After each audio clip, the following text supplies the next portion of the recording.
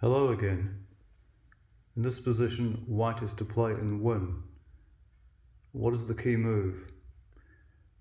White's queen is en prise, but it makes no odds. In fact, should white attempt to save his queen, believe it or not, it loses, as will be shown. There are essentially 6 replies to the key move. Can you see that key move? Okay, well, it is 1d6. So like I say, white is totally ignoring the fact that there's a threat against his queen. And after 1d6, black is without a satisfactory retort. So let's go through these variations. First of all, let's whip the queen off and see what happens. Bishop a4. Well, white replies with d-e check. Forking the rook. So black's forced replies king g8. And then we have ed, so white gets his queen back.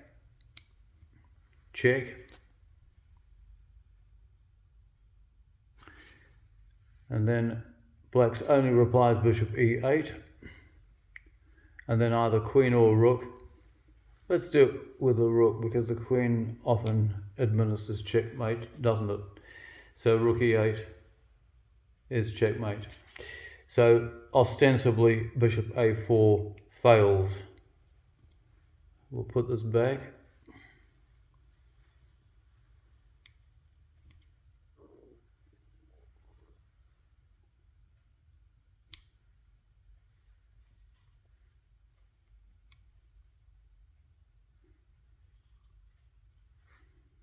And that was the starting position. So we've looked at main variation 1. Let's put you back. Just look at that. Yep. Okay, so after d6, since bishop a4 doesn't work, let's have a look at bishop takes d6. And in fact, if this bishop should move anywhere down here, we get the same result. But it makes sense to do away with the pawn that's threatening d-e check. So what happens then? Well, the most amazing move, queen d7, where white is not satisfied with his queen being en prise, he wants to offer it by sacrifice. So queen d7. Now, black can play for some time by picking up this rook, and white plays king h2. You can pick up some more time by trying for a flight square here. White replies by stopping the flight square. There's no hurry. White's not under any threat at all. Black decides to play for some more time by giving up his queen. So what can black do here? Well, he must take that queen because otherwise white is threatening to take it and administer checkmate, and there's no defense against it. So he has to take it, and then it's rook e8 mate, and there's no flight square there for the king, and it's all over. So again, we have a situation where bishop d6, unfortunately for black, doesn't work. So that's 2 main variations out the way.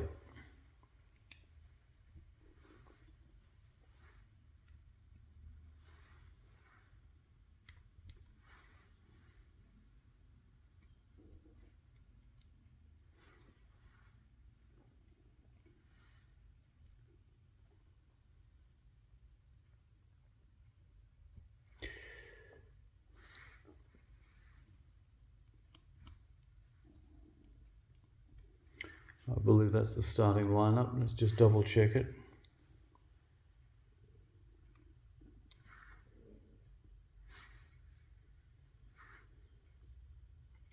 It is. So after d6, what else does black have there? Just take a look at that for a moment. Can you see anything else? Like I say, there is 6. I might even go into a 7th. This is the third main reply. What would you say it is?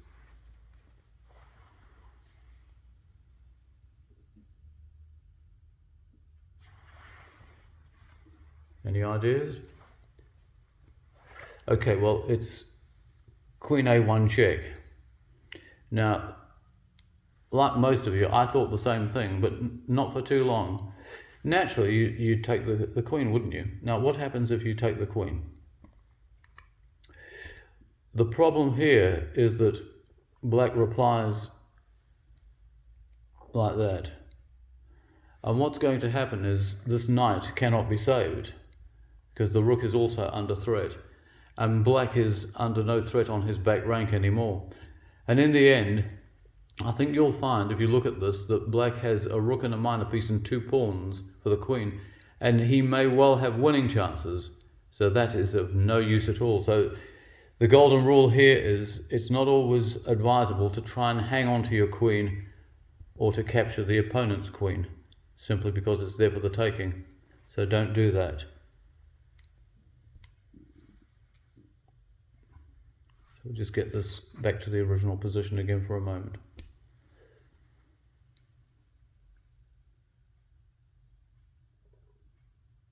Which it is, so it's d6. And queen takes a1 check, bear in mind. So many would say, well, if you're not going to take the queen, what the hell are you going to do? Well, quite simply, you're going to play king h2. This is what's amazing about this position. Because now white's queen is en prise not once with the bishop, but twice with the queen. Many would say, well, surely that can't be right. The staggering king h2, though, does make it right.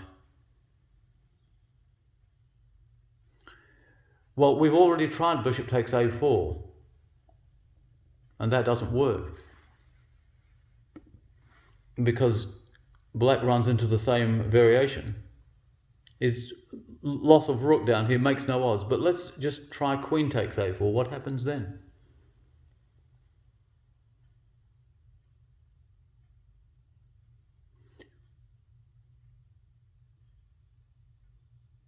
Well, it's the same result.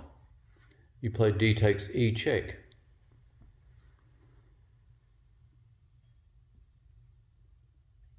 King g8 is forced. Okay, white gets his queen back on d8 and administers check. So we have bishop e8. This time we'll checkmate with the queen. Rook takes e8. Queen takes e8. Queen takes e8. And what a lovely checkmate, Sir George Thomas would say to that one too. Well, it is. And that's the problem with black thinking, that because he wins the rook and white's queen, that he's able to win the game. He's not. Not in the least. So let's put all this back.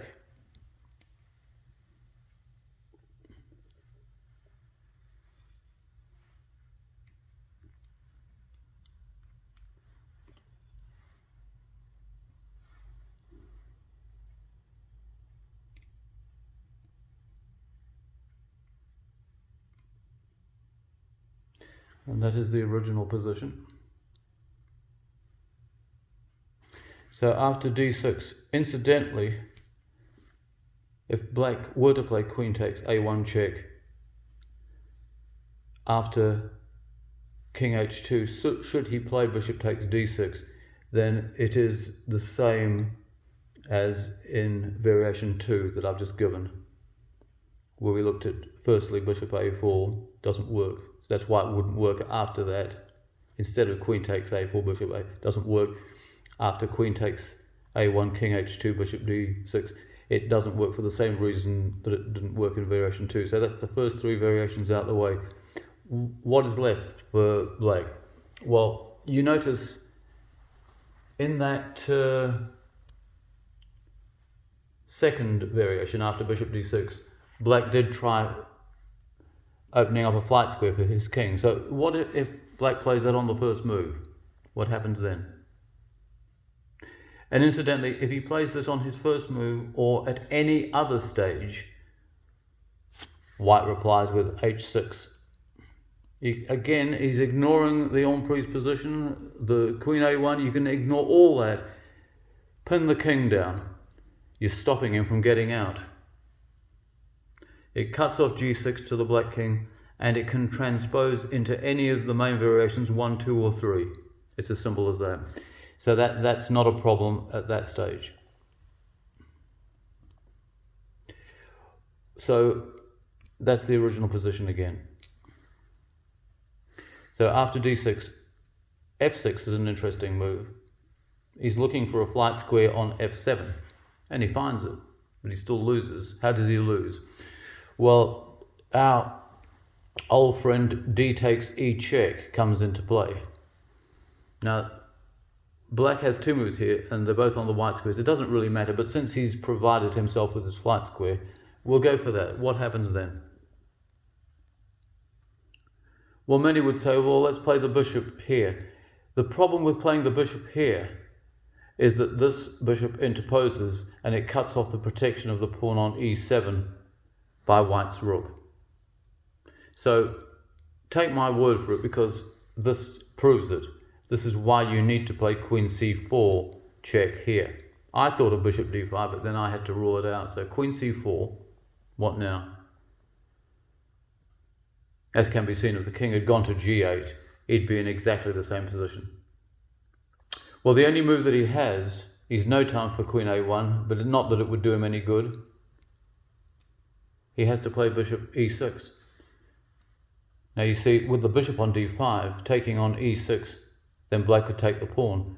But with the queen coming in on e6, checkmate.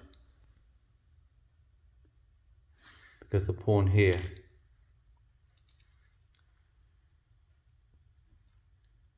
covers that flight square. The rook backs up the queen covers g8, pawn covers f8, knight covers e8, and the queen cannot be captured. So that doesn't work either. So there's one more. Let's take a look at that.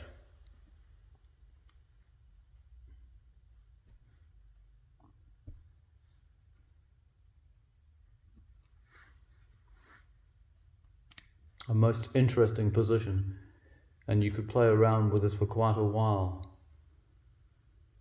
Again, my challenge is that anybody that can refute any of my analysis, please come forward and point it out to me, and I'll be happy to admit it. I'm not a perfectionist. There's no such thing. I'm a perfect imperfectionist, and that's all that you can hope for in this life. So that's the original position. Play d6. Now, a very interesting and slightly sneaky move here is a variation on a similar theme. Not g6, but g5. Now, white could take en passant there, like that. But I can tell you, if he plays h6, it doesn't work. Why doesn't it work? Well, if you play h6 here,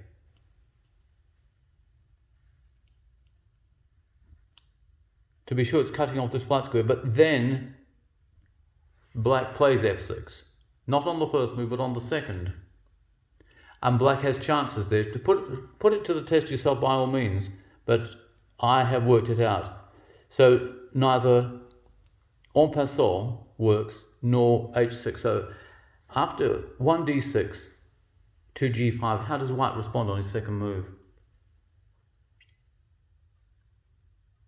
Well, again, it's our good old friend d takes e check. Now you think, well, surely this can't be right.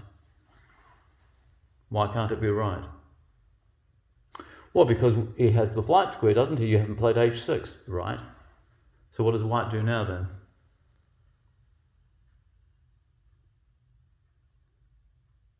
Well, he plays rook takes g5 check. The rook comes in pretty handy on this side. So where does black go? He can't go back to f8. He has two choices. He can't interpose. Supposing he comes here, king f6. Okay, so we take that. I can't turn a rook upside down because they're both in place. So we'll just have to remember that that is a queen and it's covering the rook from capture and it's giving check. So realistically, the only reply here is to play rook takes queen, rook takes d8. What now?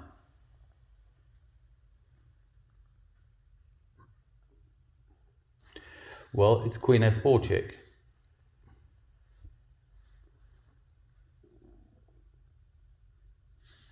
So where can black go? He can't interpose anything. Well, he can. He can play the bishop here, but he'd just give it up for nothing, and it would be meaningless. So it's probably best to play to e7 with his king. I think you'd agree. And then, of course, white swings his rook over, which is what he'd do if black weren't to interpose, take it, king e7, rook e1. And so really, I think you'd agree that the game is all over at this point, because there's very little that black can do in that position to save the game. He's staring defeat in the face. For instance, even if in that position he did try something like this,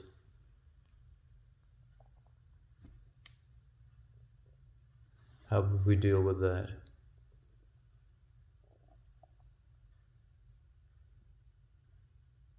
Well, I think the simplest way really would be to take it.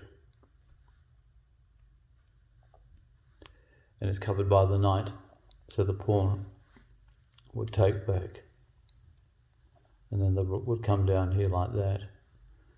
And I'm afraid that that is checkmate. I think I have that right. Yes, it is, isn't it? So clearly king f6 is no good. So we'll just go back to the original position again, just for one last flurry.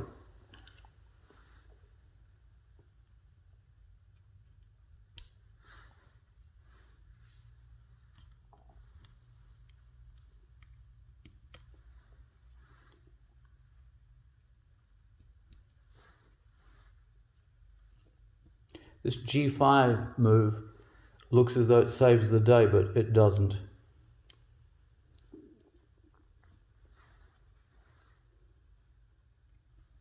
We'll just make sure that we have the original position there. Yep. So it's d6, and I did say g5, e takes, d takes, e check, king g7, rook takes g5. So instead of this move, the only other move that black has at his disposal is king h6. What happens then?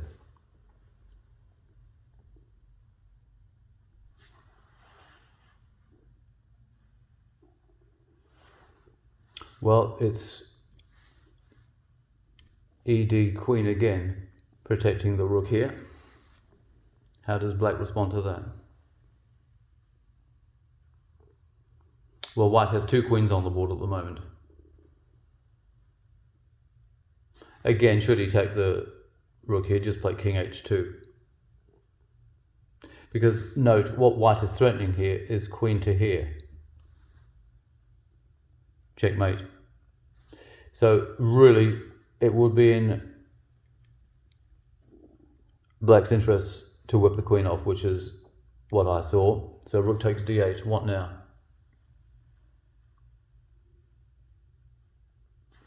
Well, he goes with his other queen, eyeing over f6 that way. So how does black respond to that? Well, he can grab and spite check, and white plays king h2, yeah. And it's effectively mate in 2 moves.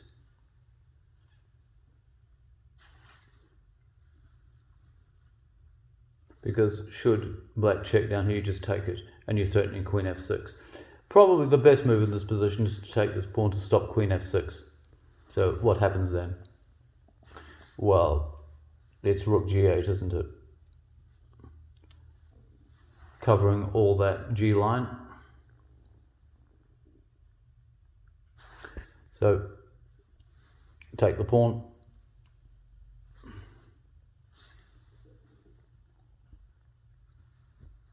And checkmate. It's not what I'd call a main variation, but I'll just wrap this up by it occurred to me once I'd prepared everything, and I thought, well, I might decide to mention it. So we've reached this stage where I think we've comprehensively covered all those main lines. Let's just have a look at one final possibility. I don't believe that it offers any chances at all, but we'll look at it nonetheless.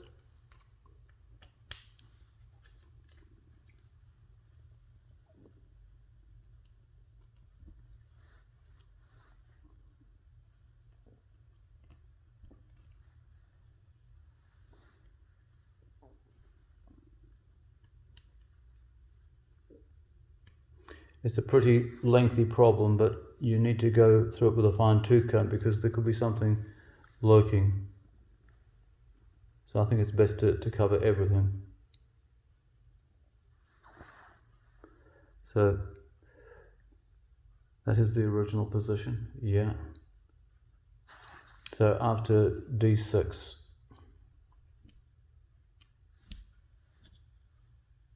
clearly something like b5 is no good at all, cutting the queen off, because you just take the bishop and then the king would have to go into the corner. You'd make a new queen, the bishop would interpose, and then it's checkmate. The only other thing that occurred to me is the king trying to run away this way so that he's not in check when white plays de. Does it make any difference? Well, I don't think it makes any difference at all, because you just take that off and you're threatening to take the rook on d8. So what does he do there?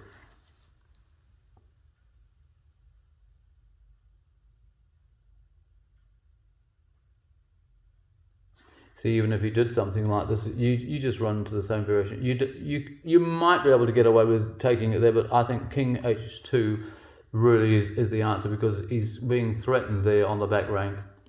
And there's really very little defense. Probably black's best bet then is to play something like h6 rather than doing anything else to demonstrate he could probably manage that. The difficulty is, and now we do have a rook that we can turn upside down. He's in check there. White has 2 queens on the board. He can pick this up at any moment that he wants. If he goes here like this, what I'd be inclined to do is, well, possibly, since this queen is under attack here, you could take it first, couldn't you?